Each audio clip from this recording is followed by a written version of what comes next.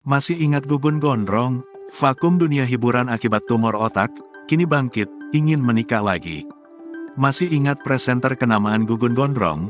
Vakum dari dunia hiburan akibat idap tumor otak, begini kondisi terbarunya. Sebagian masyarakat tanah air pasti sudah tak asing dengan sosok Gugun Gondrong.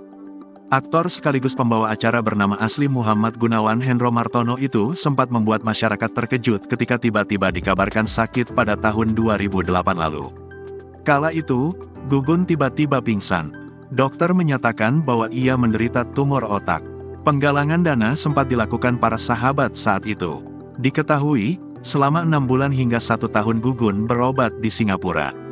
Di Singapura Gugun divonis terkena bakteri Staphylococcus aureus yang menyebabkan pengumpulan cairan nanah di otaknya. Jarang terdengar lagi, lantas bagaimana kabar terbaru Gugun Gondrong sekarang? Setelah lama menghilang, akhirnya Gugun mulai kembali terlihat di layar kaca. Kini, dirinya aktif menjadi bintang tamu di beberapa program televisi.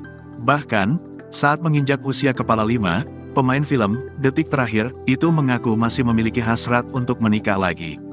Mau dong, mau istri yang cantik dong. Rambutnya panjang, kata Gugun Gondrong dikutip tribunstyle.com dari kanal YouTube Trans TV Official. Mantan suami Anna Marisa itu terakhir kali berkaya di dunia hiburan tahun 2007.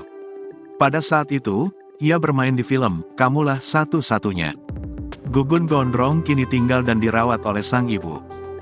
Belum lama ini, Gugun Gondrong merayakan ulang tahun yang ke-54 pada tanggal 30 Januari tahun 2023 lalu.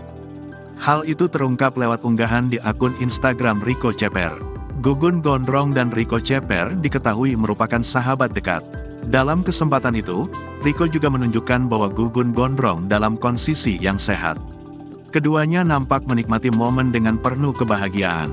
HBD Mas Gugun Gondrong, tulis Rico Ceper dikutip tribunstyle.com dari Instagram, Kamis, tanggal 2 Februari tahun 2023.